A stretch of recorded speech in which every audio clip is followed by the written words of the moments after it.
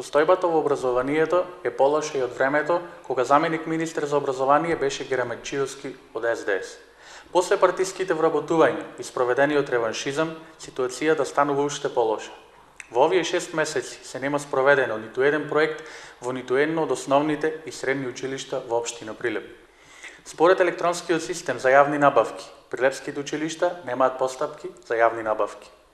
Хигиената во училиштата е на алармантно ниво. Го прашуваме градоначалникот Илија Јовановски дали поради ваквата ситуација во образованието не сакал да им ги продолжи мандатите на ВД директорите во училиштата. Дали не сакавте да им ги продолжите мандатите на ВД директорите бидејќи не можеле да го положат испитот за директор? Дали според него дел од ВД директорите заслужуваат уште едно продолжување на мандатите по ваков колапс на образованието во општина Прилеп? Дали се ова вашите најспособни кадри? Јавно прашуваме дали се побарани средства од општината за реализација на некој планиран проект. Дали некој од директорите доставил премер пресметка и предлог проект? Дали сте свесни за состојбата во училиштата?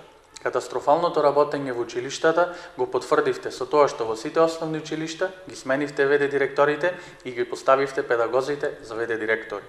Уште при нивното поставување ве опоменавме дека се незаконски поставени. Градоначалниче Јовановски, ве прашуваме што ќе превземете за физичката пресметка помеѓу претходната ВД директорка и актуелната ВД директорка од едно основно училиште во градов. Ваквото ноншалантно владење е на неголема штета на нашата младина. Заборавивте дека со привилегиите доаѓаат и одговорности, па решивте да го уживате само првото.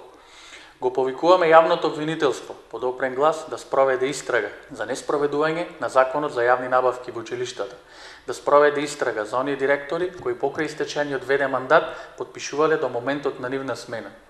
Исто така го повикуваме Државниот пазарен инспекторат да превземе мерки во своја надлежност за катастрофалната состојба во образованието.